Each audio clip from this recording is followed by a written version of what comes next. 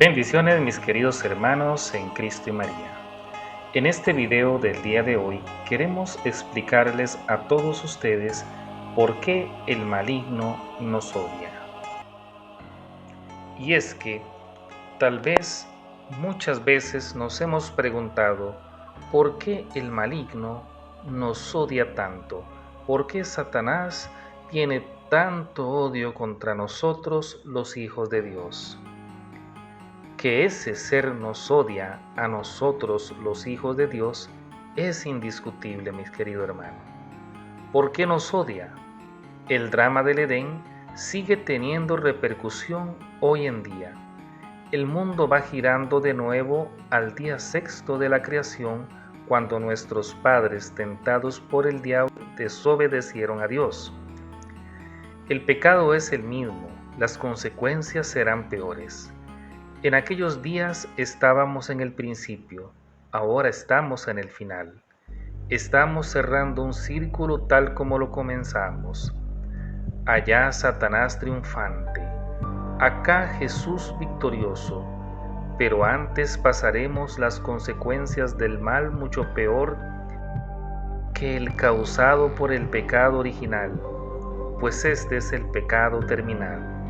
Satanás sabe que esta es su última oportunidad y ahora cuenta con un aliado que al principio no tenía: medios de comunicación masivos a su servicio.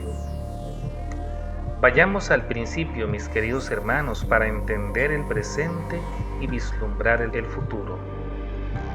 Dice el profeta Ezequiel: querubín protector de alas desplegadas te había hecho yo.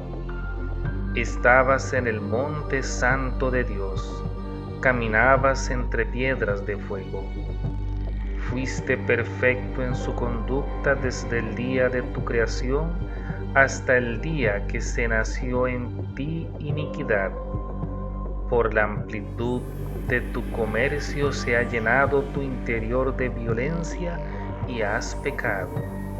Y yo te he degradado del monte de Dios y te he eliminado, querubín protector, de en medio de las piedras de fuego. Ezequiel capítulo 28. Hasta que nació en ti la iniquidad. Según el profeta, del interior de este querubín nació la maldad. Me pregunto, ¿qué hizo que naciera la maldad en este hermoso ser? La respuesta, mis queridos hermanos, es la envidia. Sigue diciendo Ezequiel: tu corazón se ha apagado de tu belleza, has corrompido tu sabiduría por causa de tu esplendor. Isaías nos lo confirma.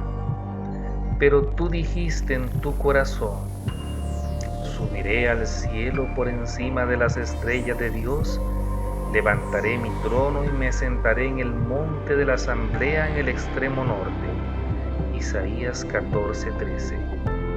Satanás creyó que él era el ser más hermoso de la creación, hasta que se topó con la verdad. Había un ser que, aun siendo creado inferior en la naturaleza, que no era espíritu, era imagen y semejanza de Dios. Él era un siervo con todo su esplendor, pero el hombre no solo era imagen, sino que podía engendrar imagen de Dios. Él no. Aquí comienza el drama de la creación. Este ángel, que había perdido su inocencia inicial, quiso hacer caer a la imagen de Dios para después denunciarlo ante Dios y que éste le retirara su favor o lo degradara. Satanás no conoció a Dios. Él solo vio una parte de Dios y pensó en su vanidad: si esto es Dios, yo puedo ser igual que Él. Se equivocó y se sigue equivocando. Satanás, en su soberbia, no razona como algunos. Por eso el gran odio de Satanás se dirigió desde el comienzo a la vida y específicamente a tres cosas. Número 1, al matrimonio, donde se engendran nuevas imágenes de Dios. Número 2. A la mujer, porque crea y desarrolla la vida en su vientre. Número 3. A los niños, que son nuevas imágenes de Dios. Por eso hizo todo lo posible para que el hombre perdiera la semejanza con Dios, ya que no podía hacer que dejara de ser imagen, que hacía al hombre semejante a Dios, la gracia. Satanás indujo al hombre con medias mentiras para separarlo de su Creador. Al separarlo de su Creador, él quedó también separado. El hombre perdió la gracia y la virtud. Fuera de la gracia solo hay pecado. Desde ese momento, toda la descendencia del hombre nació sin la gracia, y ese nacer sin la gracia es el pecado original. El nacer fuera de la gracia nos impide ser hijos de Dios. Al perder la semejanza, Él no nos reconoce, pues no nos parecemos a Él.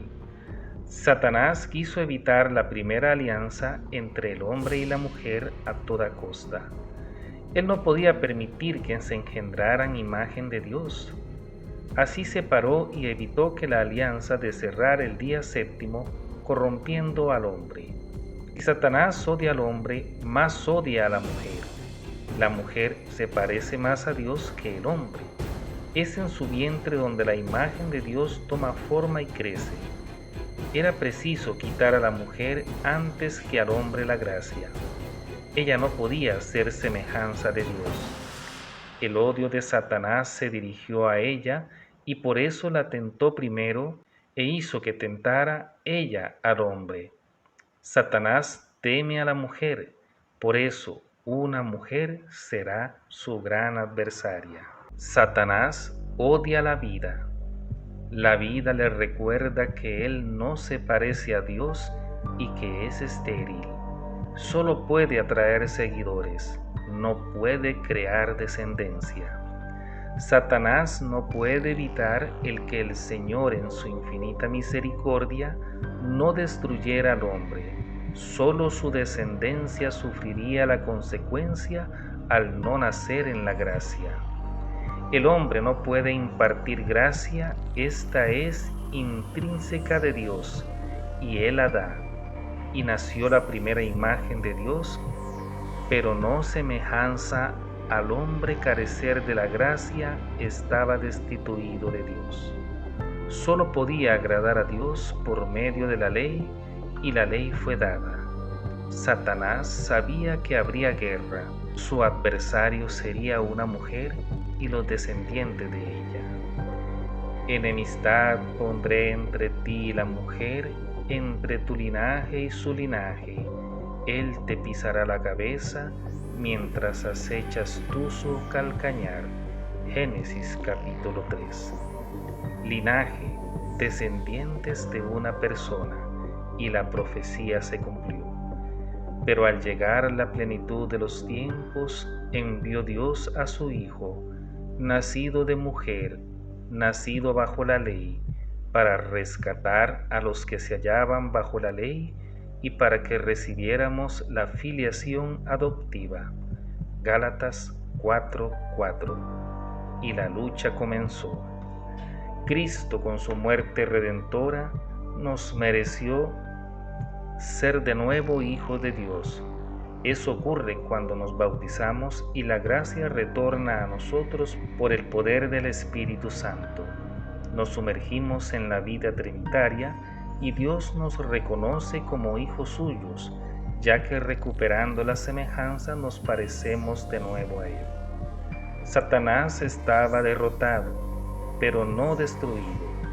A él le quedaría un tiempo para terminar su obra de profanar al linaje humano.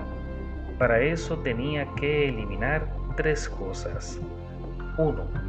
La autoridad y el dominio moral de Dios sobre los hombres a través de la Iglesia. 2. Destruir el matrimonio para que sus hijos no fueran santos.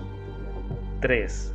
Destruir la mayor cantidad de hijos de Dios y futuros enemigos. 4. Corromper a la mujer y su descendencia, privarla de su amor materno y educación. Entonces, despechado contra la mujer, se fue a hacer la guerra al resto de sus hijos, los que guardan los mandamientos de Dios y mantienen el testimonio de Jesús. Apocalipsis 12:17. Nosotros guardamos los mandamientos de Dios y mantenemos el testimonio de Jesús. A nosotros va dirigida esta lucha. A pesar de haber pasado miles de años del jardín del Edén, Satanás no ha cambiado sus tácticas ni sus odios, solo que ahora tiene grandes aliados que le hacen el trabajo y llegan a todos los lugares del mundo. Satanás, el Señor lo reprenda.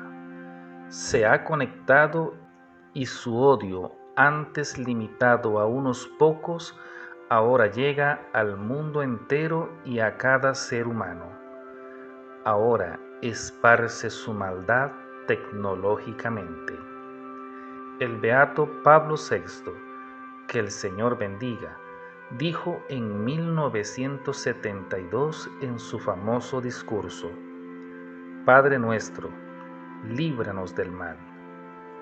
Dijo lo siguiente: encontramos el pecado, perversión de la libertad humana y causa profunda de la muerte, porque es separación de Dios, fuente de la vida, Romanos 5:12, y después, a su vez, ocasión y efecto de una intervención en nosotros y en nuestro mundo de un agente oscuro y enemigo, el demonio. El mal no es solo una deficiencia, sino una eficiencia, un ser vivo espiritual pervertido y pervertidor, terrible realidad misteriosa y pavorosa. Se sale del cuadro de la enseñanza bíblica y eclesiástica, quien rechaza reconocerla como existente, y también quien hace de esto un principio en sí mismo, no teniendo el mismo como toda criatura origen en Dios, incluso la explica como una pseudo-realidad, una personificación conceptual y fantástica de las causas desconocidas de nuestras malas obras.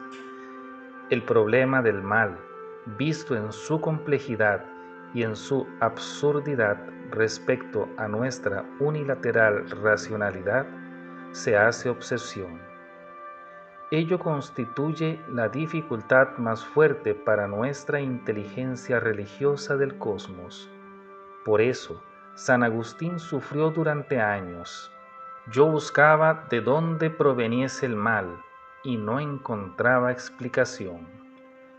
Y cuando dijo, el 29 de junio, día de su coronación como obispo de Roma, en 1972, se creía que después del concilio el sol habría brillado sobre la historia de la Iglesia, pero en lugar del sol han aparecido las nubes, la tempestad, las tinieblas, la incertidumbre. Una potencia hostil ha intervenido. Su nombre es el diablo, ese ser misterioso del que San Pedro habla en su primera carta. ¿Cuántas veces en el Evangelio Cristo nos habla de este enemigo de los hombres? Y el Papa precisa: nosotros creemos que un ser preternatural ha venido al mundo precisamente para turbar la paz, para ahogar los frutos del concilio ecuménico y para impedir a la Iglesia cantar su alegría por haber retomado plenamente conciencia de ella misma. El Papa resumió al demonio como un ser viviente espiritual pervertido y pervertidor, realidad terrible, misteriosa y temible, misterio de iniquidad. Por eso veamos cómo su mismo odio lo impulsa con una nueva táctica y nuevos aliados. Veamos por puntos. Hoy, desde la aparición de los medios de comunicación masivos, que pueden usarse para el bien, pero también mucho para el mal, Satanás ha encontrado el método perfecto para extender su odio al hombre imagen de Dios. Él usa siempre a los más débiles, a los resentidos, los que viven en odio, los que no conocen ni quieren el bien, y con ellos hacen su obra sucia como lo hizo con el mal ladrón en la cruz. La primera obra de Satanás fue preparar las condiciones para su ataque masivo final. ¿Contra quién? Contra la Iglesia Católica. Satanás odia profundamente a la Iglesia porque le teme. Es la única que teme. Como expresé en el tema del catejón, su prioridad fue aniquilar la autoridad moral y espiritual de la Iglesia. De ahí que desde mediados del siglo XIX comenzó a preparar su plan de minar su autoridad basado en 2 puntos. 1. Los seminarios con herejías. 2. Relajamiento moral de los fieles con el surgimiento de las sectas tales como los Testigos de Jehová, mormones, pentecostalismo. Padres de las pequeñas iglesias evangélicas que pululan hoy. En el seminario se atacaba a los pastores y en los fieles se cuestiona la autoridad de la iglesia en una masiva operación mediática. 3. Culturalmente, con la aparición de la nueva era, cuyos padres fueron teosofía y la metafísica, todo esto se cocinó con tiempo hasta que comenzaron a dar sus frutos en la década de los 60. 4. Destruir el matrimonio para que sus hijos no fueran santos. Desde la década de los 50 comenzó el movimiento de la liberación sexual, que finalmente tomó control y forma entre los 60s y 70s.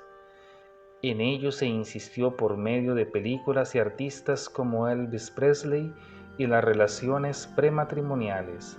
La virginidad fue tachada de antigua y pasada de moda. Se pasó a enseñar la liberación temprana de la casa familiar para eliminar el control paterno. Para tener un buen matrimonio hay que saber si uno es compatible sexualmente. Esa fue la máxima. Esto llevó a la destrucción de los vínculos matrimoniales fundados en el compromiso para pasar los vínculos basados en el me gusta. Desde ese momento, donde se esperaba que este experimento para matrimoniar ayudara, comenzó a la gran tragedia del divorcio en masa. Este llevó a la destrucción del concepto de hogar, donde convivían niños inseguros que no se sentían acompañados. También vino la necesidad consumista que hizo que la mujer se liberara y saliera a trabajar para poder tener de todo, y el hogar quedó vacío de alma, se convirtió en un hotel donde se come y se duerme. La escuela perdió el control de sus alumnos con el exagerado sentido de a mi hijo no lo disciplina nadie ni yo. La TV animó mucho al presentar como paradigma de la familia disfuncional, donde algunos programas llevó la imagen de que el matrimonio era una porquería.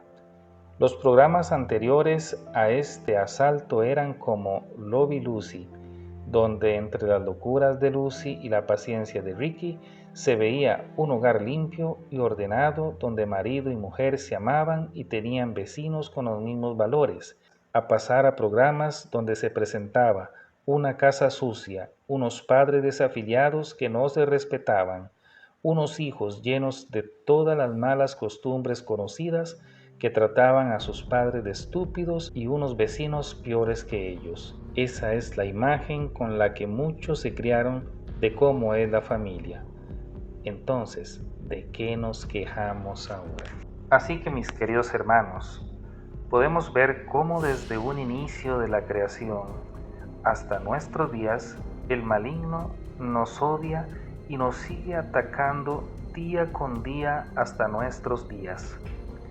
Es por eso que debemos estar atentos, buscar mucho de la oración, los sacramentos de la iglesia, visitar al Santísimo, rezar el rosario y educar a nuestros hijos en la fe cristiana para que no caigan en el engaño del enemigo.